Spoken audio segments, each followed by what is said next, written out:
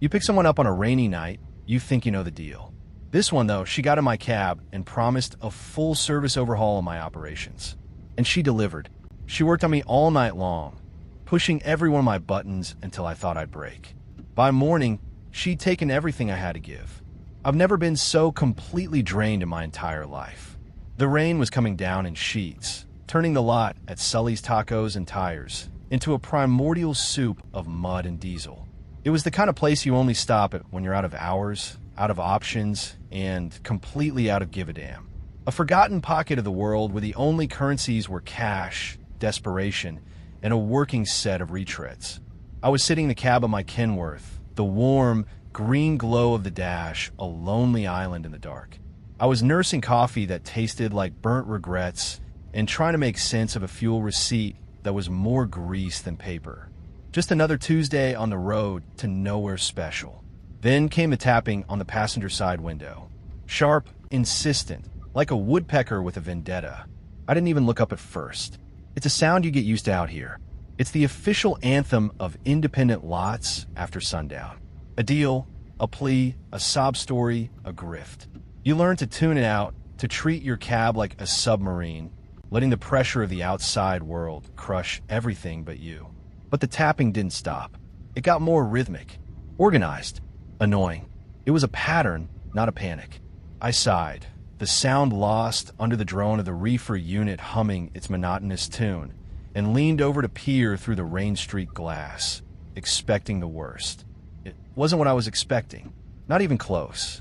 Instead of the usual gaunt face and haunted eyes of someone whose life had run out of road, I saw a woman who looked like she'd taken a wrong turn on her way to a hostile corporate takeover.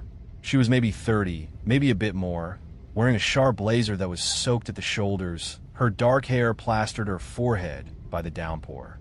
She was clutching a sleek, rolling briefcase like it was a life raft in a hurricane. She had the look of a predator who'd just been dropped in the wrong ecosystem. All sharp angles and control panic. I cracked the window an inch.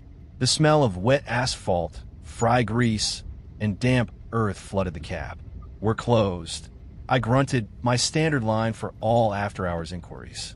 "I have a proposition," she said, her voice cutting through the noise with the kind of crisp, boardroom articulation that's never had to ask for anything twice. "I'm experiencing a catastrophic systems failure in my travel itinerary. I require immediate logistical support." I just stared at her. Catastrophic systems failure. That was a new one. Rinse due, I translated in my head. Got a habit to feed. Trying to get home to a kid you left behind.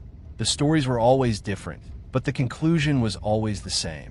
"Look, lady, I'm not a taxi, and I'm not running a charity.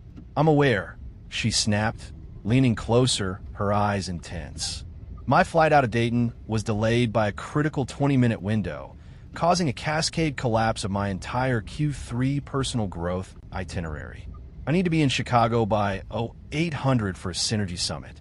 I will compensate you. I'm prepared to offer a full-service overhaul of your operations in exchange for transport. My hand froze on its way to the window switch. I looked her over again. The expensive suit, the high-end briefcase, the desperate, wild look in her eyes that was at war with her controlled vocabulary.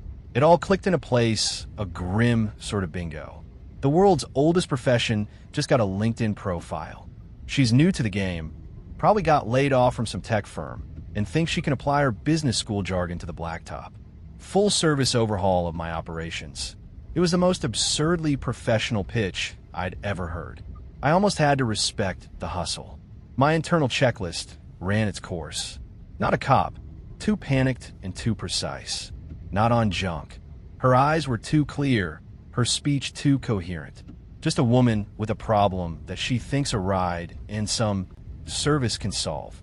I killed the engine, letting the deep thrum of the Cummins die, plunging the cab into a sudden, heavy silence. I gestured with my thumb to the door lock. "Get in. Don't drip on the dash." She nodded once, a curt, business-like gesture, and hurried around the front of the rig, her silhouette briefly illuminated by the headlights of a passing truck. I heard the passenger door wrench open, then slam shut, sealing us inside. The storm became a dull drumming on the roof. The only light was the green glow of the dash, painting her face in strange shadows. The air was thick with the smell of old coffee, diesel, and her surprisingly expensive perfume. She looked at me, expectant, like a consultant waiting for a client to begin a meeting. Yeah, the deal is sealed the second that door clicks shut. Always is. She sat there for a moment, briefcase perched on her lap like a shield. The rhythmic squeak of my wipers was the only sound, counting out the seconds. Then she took a deep, centering breath, the kind you see people do in movies before they disarm a bomb or give a TED Talk. "Okay," she said, her voice dropping into a low, confidential tone. "Let's establish the parameters of this engagement. I believe in maximizing ROI for all stakeholders." Asteriskoa. Stakeholders. Asterisk right. She's talking about the money. Want to make sure we're both getting a good return on investment. Classy. My estimation of her professionalism ticked up a notch. This wasn't some desperate amateur.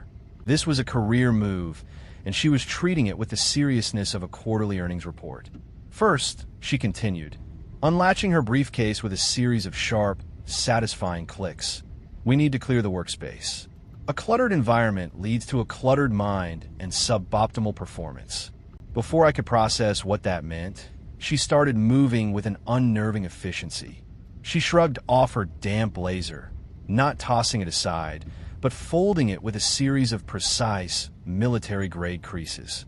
She laid it carefully on top of her case. Then she kicked off her high heels, placing them neatly together in the footwell. She wiggled her toes. These are terrible for circulation, a leading cause of decreased productivity on long-haul projects. I watched her, my hands resting on the wheel, my face a neutral mask. Every move she made was just another checkmark on my mental list. The blazer comes off. The shoes come off. It's a ritual as old as the road itself, just wrapped in a new, bizarre vocabulary. Suboptimal performance, I'll bet. Then came the clincher. With a soft sigh of what sounded like relief, she reached for the lever on the side of her seat and leaned back, reclining until she was almost horizontal. She closed her eyes for a second, a small, satisfied smile playing on her lips. Much better. Now I can finally get into the proper headspace for a total systems integration. And there it was, the invitation, clear as a bell on a cold morning. You don't recline the seat like that unless you're ready to get down to business. Systems integration. My God, she had a whole glossary. In my world, we call it a lot lizard special, but I guess in hers, it's a strategic partnership. I let a slow grin spread across my face. I'm a professional too, and professionals don't conduct business in the front row of the theater. We're not doing this here, under the buzzing, flickering lights of Sully's, where any driver with a pair of binoculars can get a free show. There's a protocol. There's a way things are done. My hand turned the key. The big Cummins diesel engine roared to life, shaking the cab and making her eyes snap open in surprise. I pulled the gear shift. The air brakes hissed like a nest of snakes, and the rig lurched forward. I didn't say a word, just checked my mirrors and started rolling toward the darkest, most forgotten corner of the lot, back behind a long line of silent, waiting reefers, their refrigeration units humming a mournful chorus. My internal monologue was calm, clear, and certain. "All right, sweetheart, let's go find a quiet corner office to get this overhaul started." I let the engine idle for a good minute, letting the silence and the dark corner of the lot do the talking. The rain on the roof was the only soundtrack. I finally killed the big diesel, and the cab went dead quiet except for the drumming water. I turned in my seat, giving her what I figured was my most professional, no-nonsense look. "All right," I said, my voice a low rumble. "Office is closed for the night. Let's talk about the invoice for this. Full service overhaul." She sat bolt upright, swinging her legs down. The reclining seat shot back into its original position with a startling thwomp. Her face was a mask of intense concentration, illuminated by the little screen of a tablet she'd just flipped open from her briefcase. "Excellent. I've already run a preliminary diagnostic based on my initial observations," she said, her voice sharp and clinical. "Your operational inefficiency is staggering. But don't worry, that's what I'm here for. We'll have your workflow streamlined and your asset management optimized by sunrise. My grin tightened. She was really committed to this corporate roleplay thing. Is that right? And where do we start with this? Streamlining? Right here, she declared. From her briefcase, she produced not a condom, not a bottle of lotion, not anything I would have put on a bingo card for the situation. She produced a small, gray, handheld label maker. She held it up like it was Excalibur. The little plastic device seemed to suck all the air out of the cab. The core principle of the hack life methodology is a place for everything, and everything in its labeled place. My 20-minute flight delay has created a temporal deviation of 3.7% in my quarterly projections. To mitigate this, we must immediately implement Phase 1, environmental categorization. I just stared. The label maker. The words. Asterisk temporal deviation. Environmental categorization. Asterisk my brain felt like a computer that had just been fed a line of code from a completely alien operating system. It didn't compute. It just whirred. Is this a prop? Is this some new, avant-garde negotiation tactic I haven't heard about? Is she demanding I label my assets? The whirring in my head was suddenly joined by a real, physical sound. A tiny electric motor. She had turned the label maker on. She was typing something with her thumbs, her brow furrowed in concentration. The machine spit out a small white strip of tape with a soft zipping sound. She leaned forward, peeling the back off the label. Before I could move, or speak, or even form a coherent thought, she slapped it firmly onto my dashboard, right above the glove compartment. I squinted in the dim green light to read the freshly printed black letters. It said, MISC and unprocessed. My mind, which had been so sure, so certain of the game we were playing, went completely blank. The well-worn map of human desperation I had navigated for 20 years on the road was gone.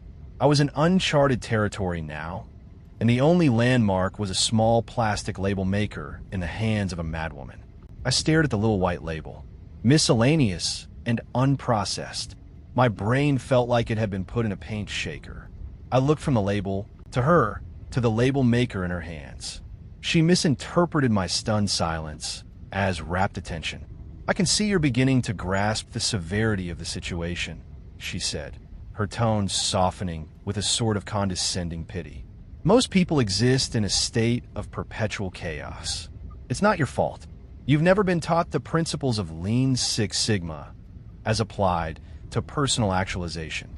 She took a breath and launched into it. For the next 10 minutes, I was a captive audience to the most breathtakingly pointless tragedy I'd ever heard.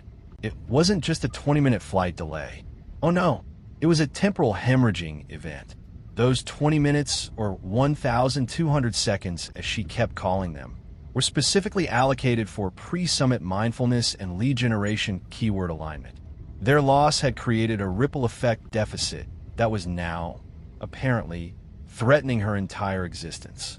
My kombucha fermentation schedule is now desynchronized by 0.8%, she explained, her voice trembling slightly.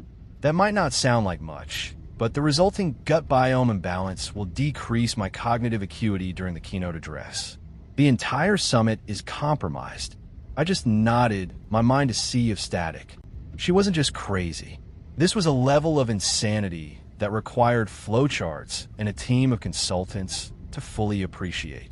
And that's just the beginning, she went on, her eyes wide with the horror of it all. The sleep cycle I've been cultivating for the past 6 weeks to achieve optimal REM state for the summit's ideation hothouse breakout session, irreparable.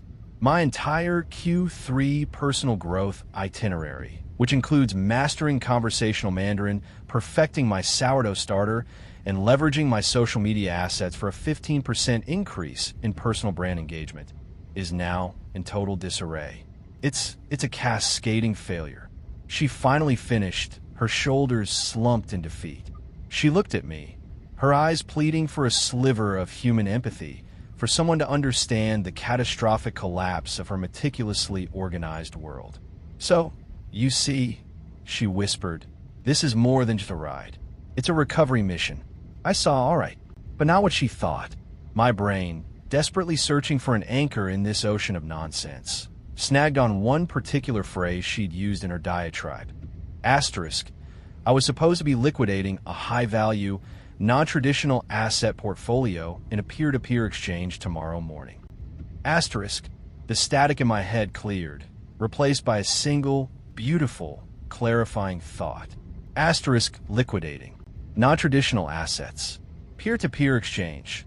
Asterisk, it wasn't code for sex. It was code for crime. This whole life hacker, corporate speak, productivity guru act, it was a cover. The most brilliant, mind-numbingly insane cover story in the history of the world. No cop would ever believe it, and no jury would convict. She wasn't a lot lizard. She was an embezzler, a high-level con artist on the run.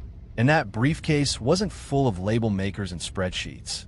It was full of cash, or bonds, or whatever the hell embezzlers run off with these days.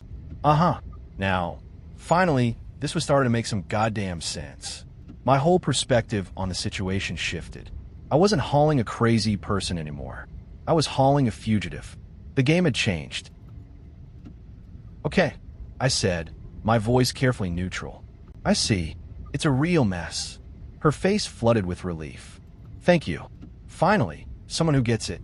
The average person lacks the systemic mindset to appreciate the fragility of a fully optimized life. She immediately seized on my perceived sympathy and went back into mission mode. Label maker at the ready. Right. Phase 1 continues. We need to tree off this disaster zone immediately. Where do you keep your route logs and manifests? She was already leaning into the passenger footwell, her fingers scrabbling at the pile of maps, old receipts, and a well-worn copy of Road King magazine.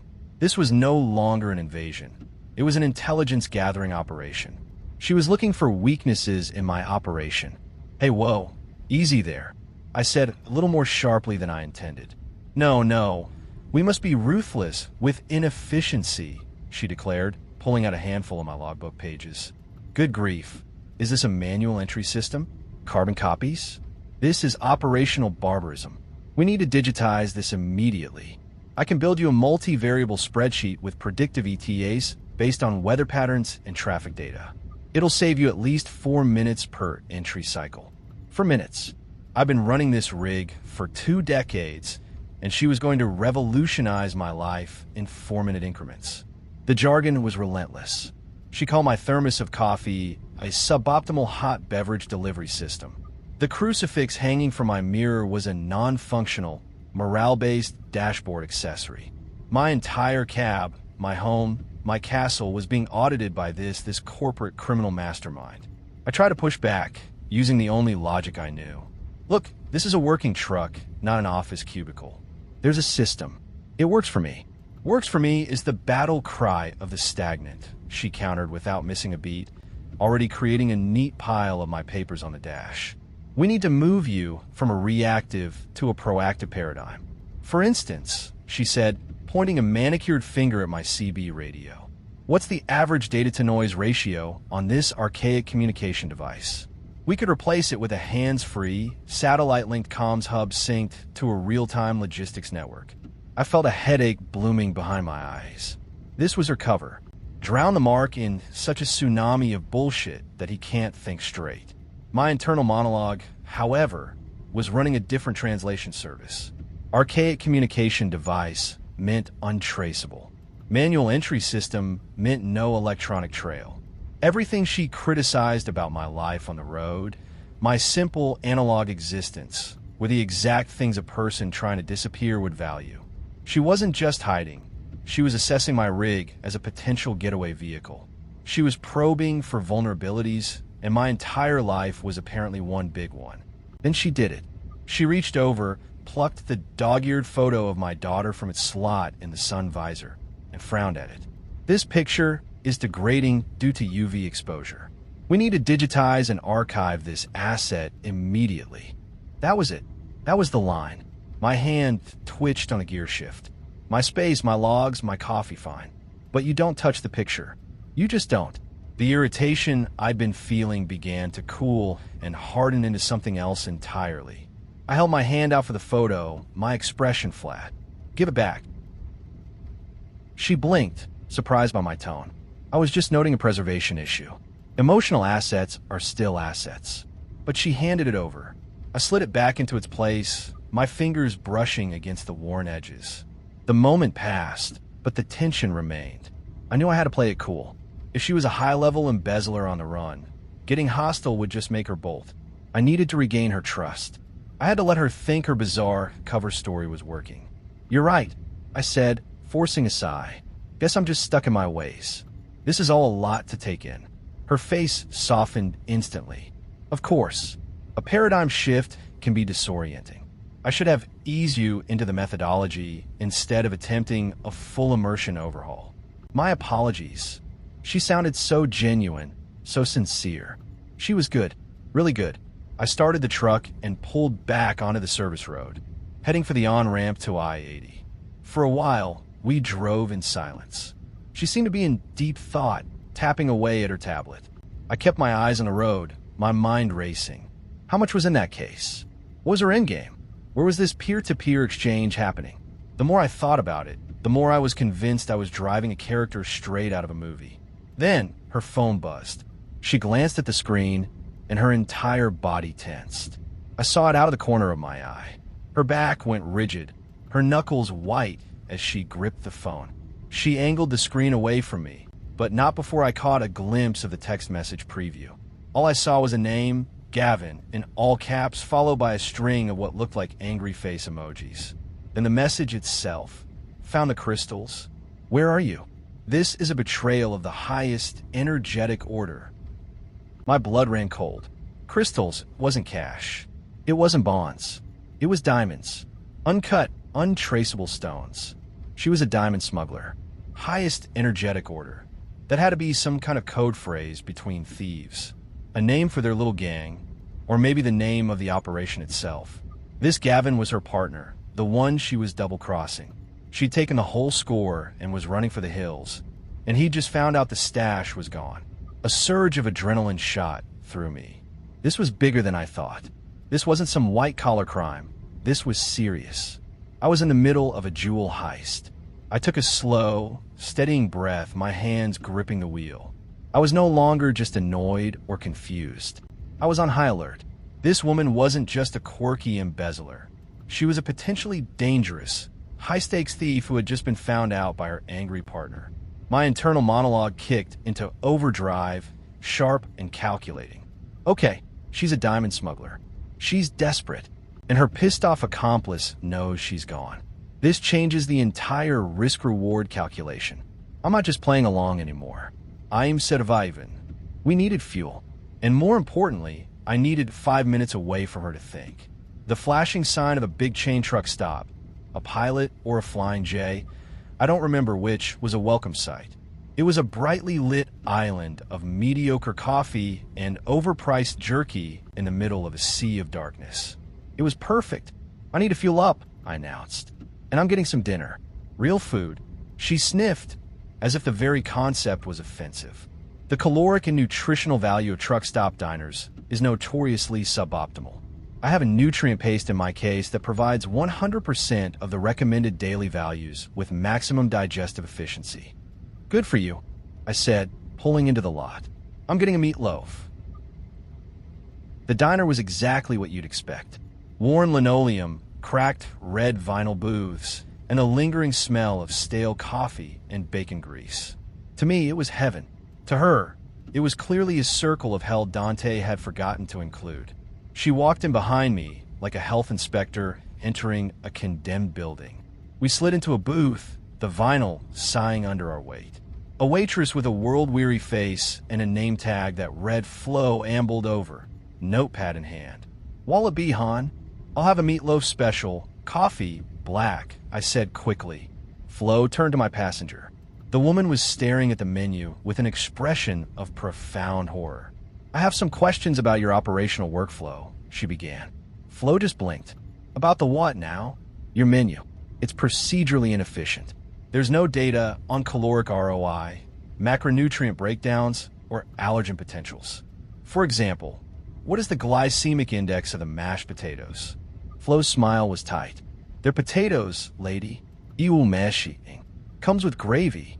But is the gravy gluten-free?" Is it sourced from ethically raised, free-range gluten? I buried my face in my hands. This was it.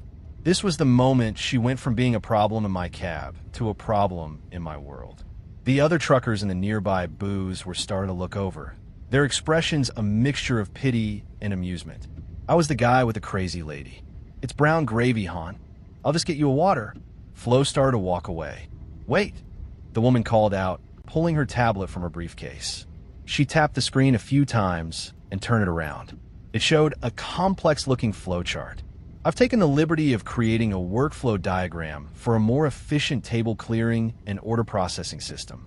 If you implement this, you could increase your customer turnover by an estimated 12%. Flo stared at the screen, then at the woman, then at me. Her face was a perfect, unreadable stone. She turned and walked away without another word. The booth behind me erupted in a low chuckle. My face was burning. The humiliation was a hot coal in my gut. My rig, my world, had been contaminated by her particular brand of crazy, and now she'd made me a public spectacle. My meatloaf arrived in a hostile silence. I ate it as fast as I could, every bite tasting of shame. She, meanwhile, produced her nutrient paste and squeezed a beige-colored goo in her mouth, looking utterly smug about her superior life choices. Back in the truck, a thick, hostile silence settled between us for the next hour. The only sounds were the hum of the tires on wet asphalt and the frantic, incessant tapping of her fingers on her tablet. She was clearly in damage control mode, trying to salvage her shattered schedule. I was in my own world, replaying the diner scene over and over in my head. I was furious. Finally, she broke the silence. "We need to reroute." Her voice was flat, devoid of the condescending cheerfulness from before. It was a command. I didn't even look at her. "We're not rerouting. The route is Chicago." "That is no longer a viable option," she stated, as if discussing a canceled meeting. "My window for the Synergy Summit has closed. The reputational damage from my absence is significant. I've run the analytics. My new optimal destination is the Woven Earth Intentional Living Cooperative near Madison, Wisconsin. I need to be there for the 7 a.m. sunrise gratitude circle to mitigate the spiritual fallout from this fiasco." I nearly swerved. Madison? That was a 5-hour detour north. It was completely the wrong direction. It would obliterate my schedule, cost me a fortune in fuel, and put me in bad standing with dispatch. "No," I said. The word was a piece of granite. "We're not going to Wisconsin. I'm dropping you at the next bus station in Gary. You can find your gratitude circle from there." "That's unacceptable," she shot back, her voice rising. "My entire quarterly plan depends on recalibrating my chakras at Woven Earth. You don't understand the energetic stakes." "I understand the logistical stakes," I snarled, my patience finally gone. "I have a reefer full of frozen pork that needs to be in a Chicago warehouse by 10 a.m. Your chakras are not my problem." The answer is no. That's when the tears started. Not real, sad tears. These are weaponized. Big, fat, crocodile tears started rolling down her cheeks as her face crumpled into a mask of theatrical tragedy. "How can you be so cruel?" she sobbed, her voice escalating into a full-blown wail. "After everything I've done for you, I was going to revolutionize your life.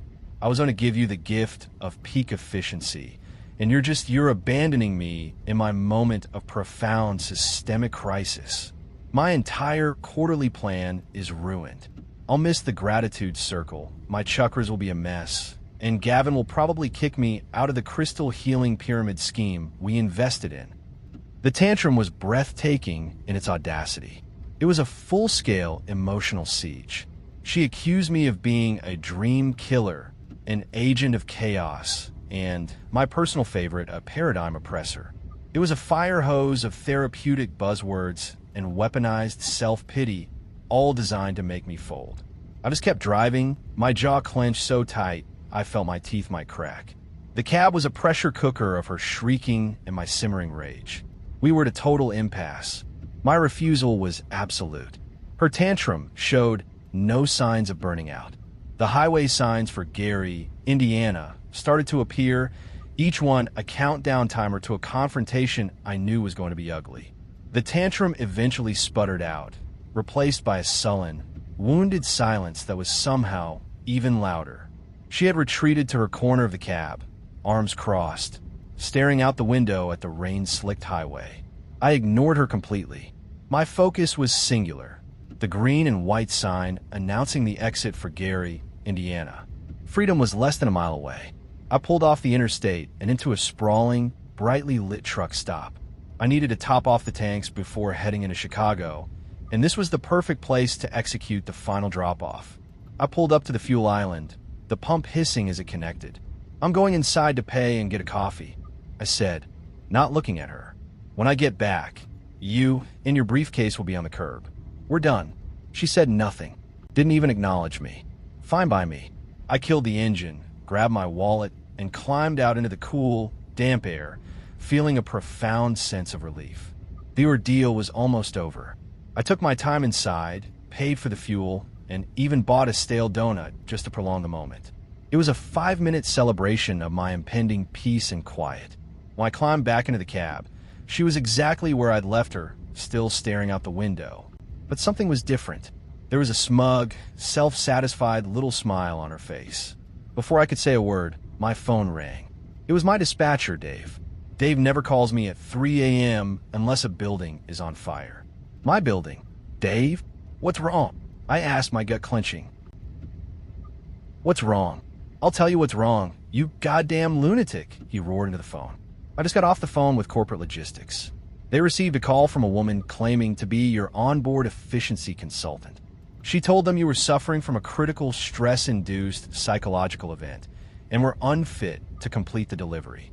She informed them that, per her expert analysis, she was redirecting this entire load of frozen pork to a more spiritually aligned and sustainable distribution point at some crackpot wellness commune in Wisconsin.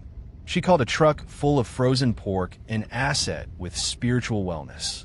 The world went silent. The hiss of the air brakes, the rain on the windshield, the buzzing fluorescent lights of the truck stop, it all faded away. There was only Dave's voice echoing in my ear and the reflection of the woman in the passenger seat, who was now calmly applying lip balm. She hadn't just thrown a tantrum. While I was inside, she had found my company's 1-800 number on the trip manifest I kept clipped to the visor, and she had calmly, rationally, and calculatedly tried to ruin my career. This wasn't an emotional outburst. This was sabotage. I hung up on Dave mid-rant. All the heat, all the frustration and red-faced anger I'd felt for the past few hours, it all vanished. It was like a furnace door slamming shut, leaving behind a cold, terrifying silence in my mind. The noise was gone. The confusion was gone. I was no longer her victim. I was no longer her unwilling chauffeur. I looked at her, really looked at her, and I saw her with perfect diamond-hard clarity. She was a problem that required a solution. My solution. The trial was over. The verdict was in. All that was left was the sentencing. I slowly lowered the phone from my ear and placed it in its cradle on the dash. I didn't look at her. I looked straight ahead, through the rain-streaked windshield, at the blurry neon sign of the truck stop diner. The red-hot rage I had been marinating in for hours was gone. It hadn't faded. It had been extinguished, snuffed out by a blast of ice-cold clarity. The engine of my anger had seized, and in its place, a different machine had whirred to life. Quieter, colder, and far more efficient. There are rules out here. Simple ones. You don't mess with a man's rig. You don't mess with his family. And you sure as hell don't mess with his load. In the space of one phone call, she had systematically violated every single one of them. She had tried to hijack my truck, my load, my livelihood, and my sanity. She seemed to take my silence as a sign of defeat. "I know it's a shock," she said, her voice dripping with condescending sympathy. A corporate intervention can feel aggressive, but it was the only way to pivot this operation toward a successful outcome. Sometimes you have to burn the old system down to build a better one. I turned my head and looked at her. My face felt like it was carved from wood. There was no anger in my eyes. No frustration. Nothing. I was just looking at an obstacle. A piece of malfunctioning freight that needed to be offloaded. The debate was over. The negotiation was finished. All that remained was the simple, clean logic of the final delivery. My internal monologue was no longer a stream of curses and questions. It was a single, simple, declarative sentence. This ends tonight. The how didn't matter yet. The details would present themselves. The road always provides. But the what was settled. The decision was made, locked in place like a fifth wheel pin. She had created a cascading failure, and I was about to give her the cascade she deserved. I reached out, my movements calm and deliberate, and turned the key. The big diesel engine rumbled to life beneath us. She smiled, a triumphant little smirk. She thought she had won. She thought the engine starting was the sound of my surrender. "So, Wisconsin then?" she asked, a note of smug finality in her voice. I put the truck in gear, the air brakes hissing as they released. "Yeah," I said, my voice unnervingly calm as I pulled away from the fuel island and back toward the highway. "Let's go find your gratitude circle." I took the on-ramp and merged back onto the interstate, heading west, away from Chicago. For a good 20 minutes, I drove in complete silence, letting her believe she was in control. I didn't have to wait long. Up ahead, the darkness was broken by the harsh glare of portable floodlights. The headlights of the truck in front of me flashed red. A single flagger stood under one of the lights, holding a sign that read "Stop." A long line of trucks and cars was at a complete standstill. Road construction. It was perfect. A bottleneck. A real word. Un optimiced. Unavoidable delay. The road had provided. I brought the big rig to a halt, the air brakes hissing dramatically in the night. She looked up from her tablet, annoyed by the interruption. "What is this?" This wasn't on any of my traffic projection apps. Pop-up inspection. I lied smoothly, my voice a mask of weary professionalism. "Do it. They're weighing us. It's random. You'll have to get out." Her eyes narrowed. "That seems procedurally inefficient." "Tell them that." I grunted, already unbuckling my seatbelt. "They'll need you and all your carry-on luggage out of the vehicle during the weigh-in. It's a regulation." For the first time, she was confronted with a system of rules more rigid and nonsensical than her own. She hated it, but she complied. She gathered her stupid blazer and her precious rolling briefcase. I climbed out my side, walked around the front of the truck in the cold drizzle, and opened her door for her like a perfect gentleman. I took the briefcase from her hand. "They'll want to check this too," I said, placing it on the muddy shoulder of the road. "Stand right over there by it. They'll come to you." She stood there, looking indignant and out of place, a furious little corporate statue on the edge of a dark, empty highway. The rain had started to pick up again, plastering her hair to her face. The flagger up ahead turned his sign from stop to slow. He gave me a lazy wave forward. It was time. I gave her a quick nod. "Good luck with your audit." I walked back around the truck, climbed into the cab, and slammed the door. I didn't look at her in the mirror. I didn't need to. I put the truck in gear and slowly, deliberately pulled away. I drove for 100 yards, then risked a glance in the side view mirror. I could just make out her tiny, furious silhouette, standing alone on the shoulder next to her briefcase, illuminated by the taillights of the last car in our convoy. Then the road curved, and she was gone. The silence in the cab was the most beautiful sound I had ever heard. It was clean. It was mine again. My first act as a free man was to reach over to the dashboard, get my thumbnail under the corner of the little white label that read MISC and unprocessed, and peel the goddamn thing off. I rolled down the window and flicked it out into the night. It was swallowed by the darkness and the rain. I drove on, the steady rhythm of the wipers washing the world clean. She, the great optimizer, the woman whose entire life was thrown into chaos by a 20-minute delay, was now stranded in the middle of nowhere with a brand new, open-ended, and completely unplannable logistical nightmare all her own. I hoped she had a spreadsheet for that. The world keeps inventing new kinds of crazy, new ways for people to worry about things that don't matter. They talk about assets and deliverables, synergy and optimization. But out here, the math is simpler. You've got a load, a deadline, and a destination. Everything else is just noise. And some cargo you just have to drop on the side of the road. Out here, you learn every load has a destination. Hers was the side of the road. A full-service overhaul of her travel itinerary,